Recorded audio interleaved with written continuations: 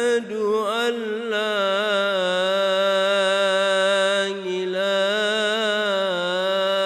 إله إلا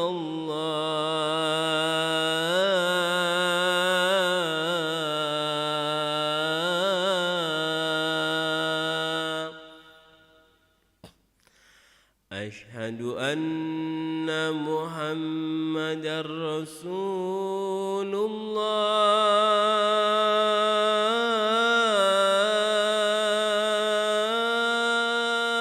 الله أشهد أن محمدًا رسول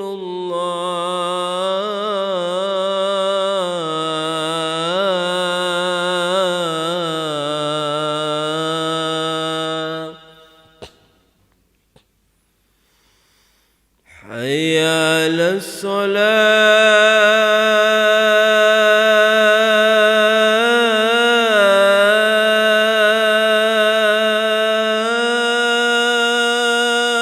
الصلاة حي على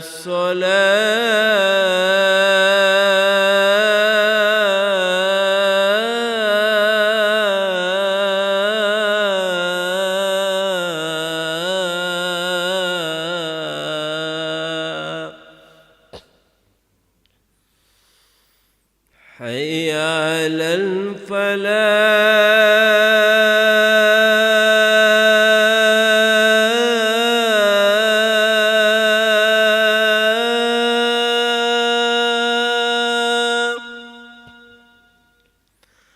حي على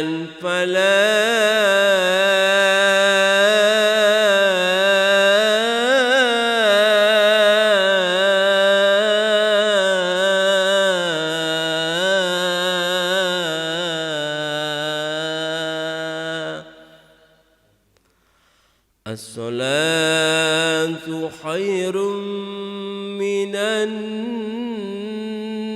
النوم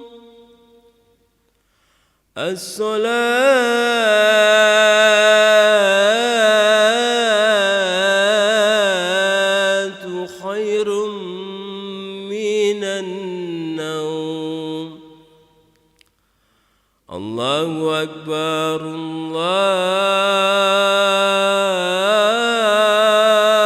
الله أكبر لا إله إلا الله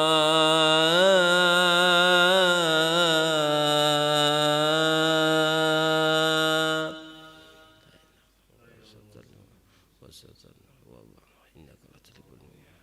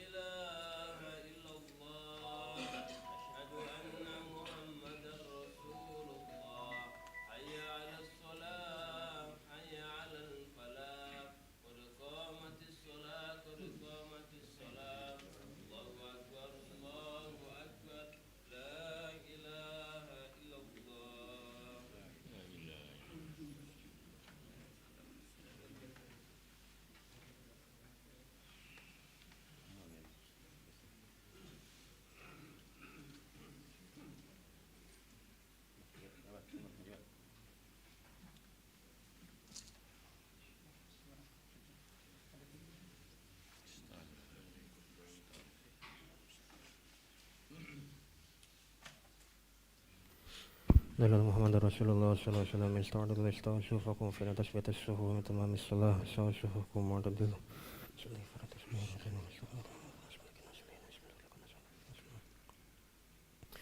الله أكبر.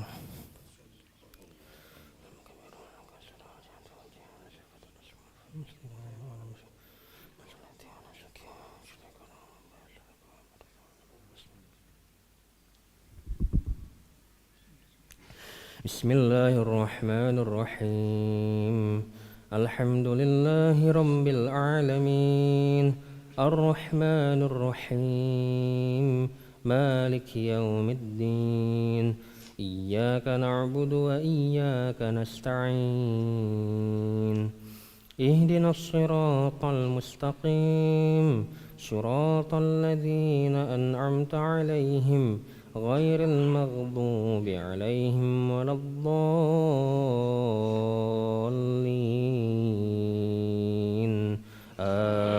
آمين.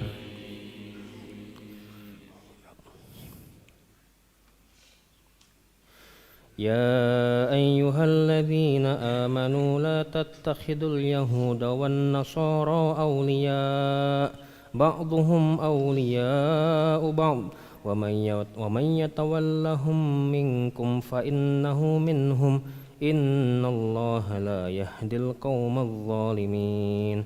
فترى الذين في قلوبهم مرض يسارعون فيهم يقولون نخشى أن تصيبنا دائرة فعسى الله أن يأتي بالفتح أو أمر من عنده فيصبحوا على ما أسروا في أنفسهم نادمين. ويقول الذين آمنوا أهؤلاء الذين أقسموا بالله جهد أيمانهم إنهم لمعكم حبطت أعمالهم فأصبحوا خاسرين.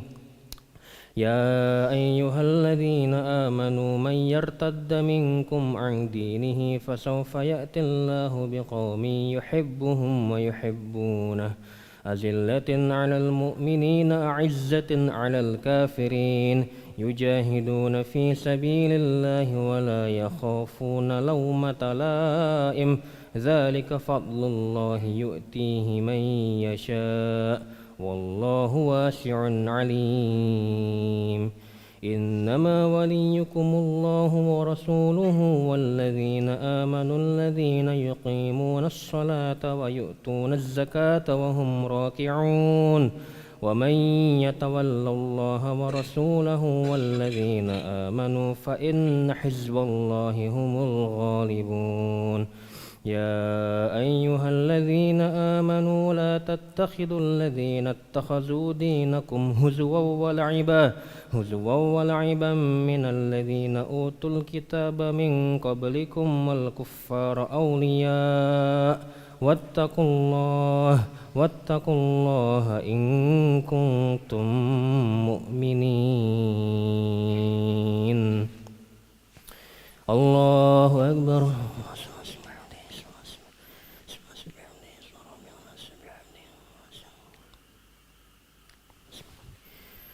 سمع الله لمن حمده الحمد لله السماوات الله أكبر.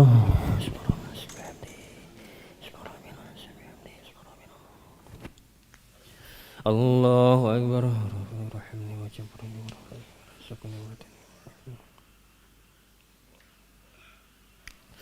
الله أكبر.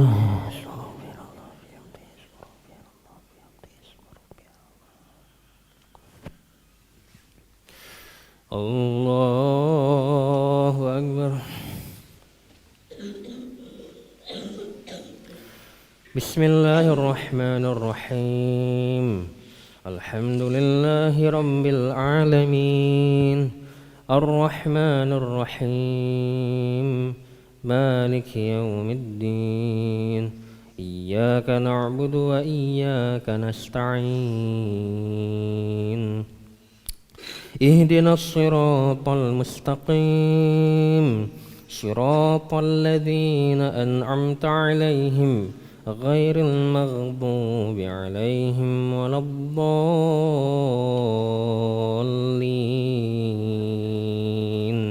آمين.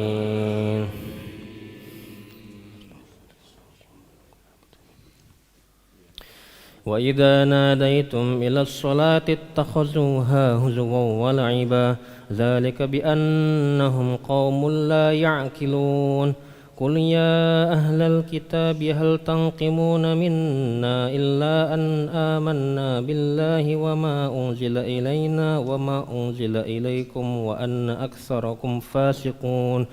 قل هل أنبئكم بشر من ذلك مثوبة عند الله من لعنه الله وغضب عليه وجعل منهم القردة والخنازير وعبد الطاغوت أولئك شر مكانا وأضل عن سواء السبيل.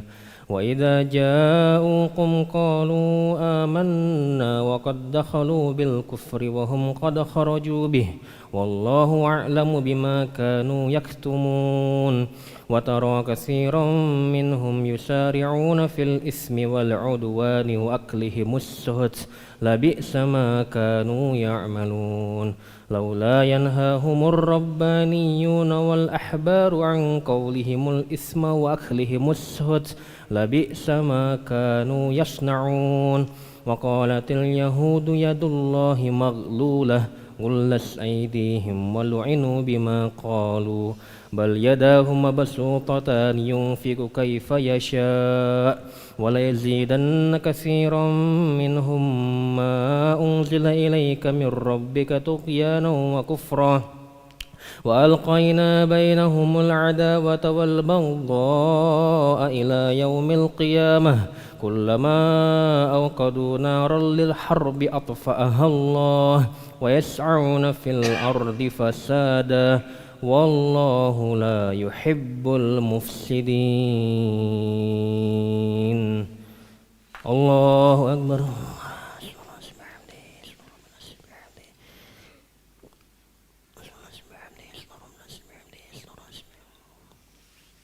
سمع الله لمن حمده.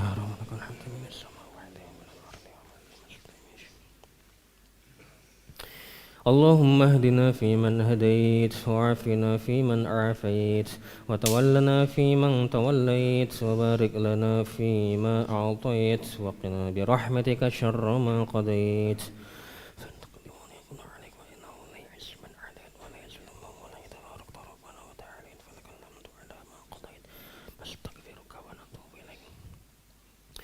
صلى اللهم على سيدنا محمد النبي الأمي وعلى آله وصحبه وبارك وسلم. الله أكبر.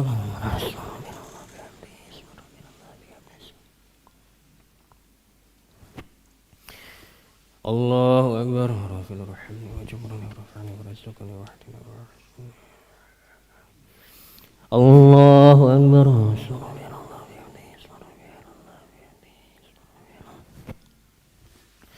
الله أكبر.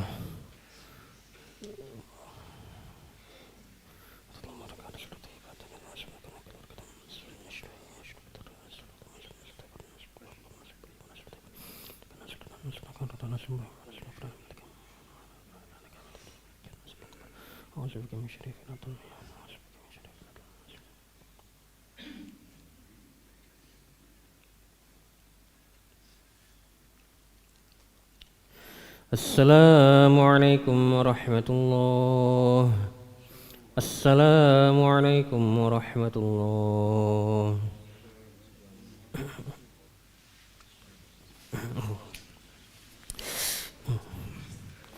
استغفر الله العظيم الذي لا إله إلا هو الحي القيوم وأتوب إليه. استغفر الله العظيم الذي لا إله إلا هو الحي القيوم وأتوب إليه. استغفر الله العظيم الذي لا إله إلا هو الحي القيوم وأتوب إليه. لا إله إلا الله وحده لا شريك له له الملك وله الحمد ويميت وهو على كل شيء قدير. لا إله إلا الله وحده لا شريك له له الملك وله الحمد ويميت وهو على كل شيء قدير. لا إله إلا الله وحده لا شريك له له الملك وله الحمد ويميت وهو على كل شيء قدير.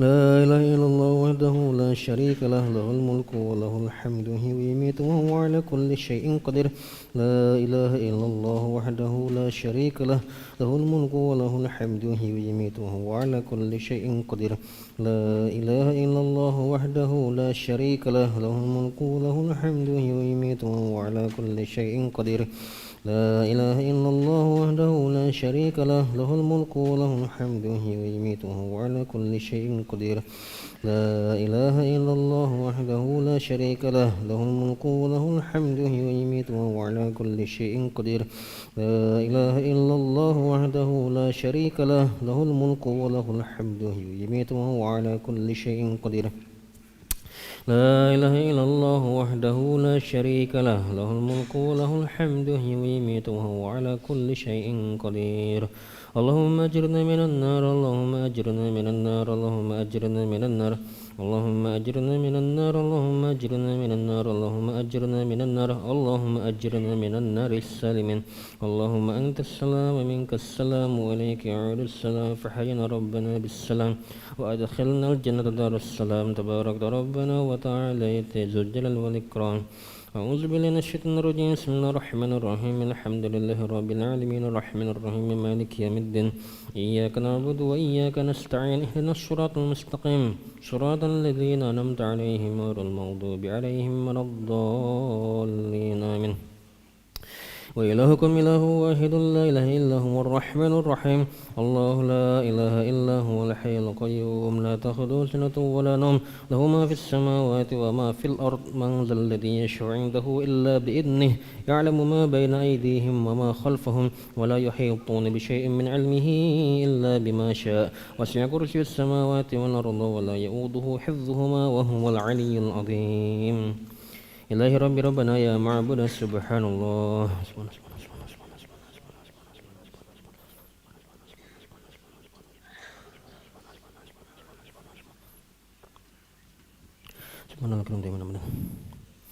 الحمد لله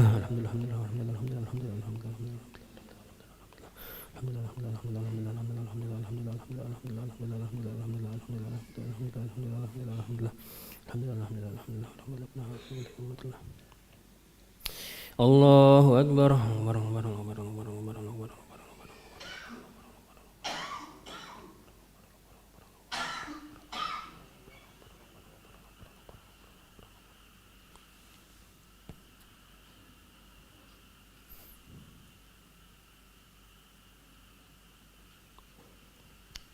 الله أكبر كبيرا الحمد لله كثيرا سبحان الله بكرة وأصيلا لا إله إلا الله وحده لا شريك له له الملك وله الحمد يحيي ويميت وهو على كل شيء قدير ولا حول ولا قوة إلا بالله العلي العظيم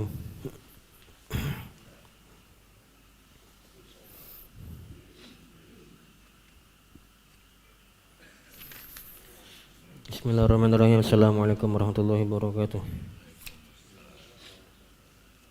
Ahmaduhu nasallim ala rasulil karim amma ba'du. Pada kesempatan subuh kali ini insyaallah kita akan mendengar beberapa hadis mengenai fadilah atau keutamaan dari berzikir. An Anas bin Malik radhiyallahu an Rasulillah sallallahu alaihi wasallam qala ma min qaumin ijtama'u yadhkuruna Allah azza wa jalla la yuriduna bidzalika illa wajhahu illa nadahum munadin minas sama an qumu maghfuran lakum faqad buddilat sayyi'atukum hasanat. Dari Anas bin Malik radhiyallahu anhu dari Rasulullah sallallahu alaihi wasallam beliau bersabda, jika satu kaum berkumpul untuk berzikir kepada Allah azza wa jalla hanya karena menginginkan ridha Allah, maka seorang penyeru dari langit akan berseru seraya berkata, berdirilah kalian dalam keadaan telah diampuni, sungguh keburukan-keburukan kalian telah diganti dengan kebaikan. Hadis riwayat Ahmad. Diulangi dari Anas bin Malik radhiyallahu anhu dari Rasulullah sallallahu alaihi wasallam beliau bersabda, jika satu kaum berkumpul untuk berzikir pada Allah hanya karena menginginkan ridha Allah, maka seorang penyeru dari langit akan berseru seraya berkata, berdirilah kalian dalam keadaan telah diampuni, sungguh keburukan kalian telah diganti dengan kebaikan. Hadis riwayat Ahmad. An Abi Hurairah wa Abi Sa'id Al-Khudri radhiyallahu anhuma annahuma syahida 'ala an-nabi sallallahu alaihi wasallam annahu qala la yaq'udu qaumun yadhkuruna Allah 'azza wa jalla illa khaffathumul malaikah wa ghasyiyatuhumur rahmah wa nazalat 'alaihimus sakinah wa dzakarahumullahu fi man 'indah.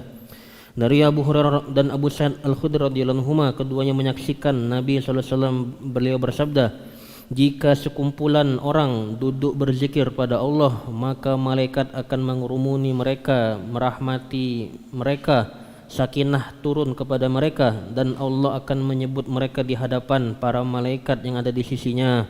Hadis riwayat Muslim. Diulangi dari Abu Hurairah dan Abu Sa'id Al-Khudri radhiyallahu anhu, keduanya menyaksikan Rasulullah sallallahu alaihi wasallam, beliau bersabda, jika sekumpulan manusia duduk berzikir kepada Allah, maka malaikat akan mengerumuni mereka, merahmati mereka, sakinah turun kepada mereka, dan Allah akan menyebut nama mereka di hadapan para nabi dan para malaikat yang ada di sisinya. Hadis riwayat Muslim. Nabi Darda radhiyallahu anhu qala Rasulullah sallallahu alaihi wasallam, la yab'atsanna Allahu aqwaman yaumal qiyamah fi wujuhihim nur ala manabir lu'lu' yaghbituhumun nas laisu bi anbiya wala syuhada. Qala fajasa a'rabiyyun ala rukbatayhi faqala ya Rasulullah hallihim lana na'rifuhum. Qala humul mutahabbuna fillah min qabaili syatta wa biladin syatta yajtami'una ala zikrillah yazkurunah. Rawahu Tabrani. Dari Abu Darda radhiyallahu anhu, ia berkata Rasulullah sallallahu alaihi wasallam, beliau bersabda, kelak nanti Allah akan membangkitkan satu kaum pada hari kiamat, wajah mereka bercahaya, mereka berada di atas mimbar-mimbar terbuat dari mutiara.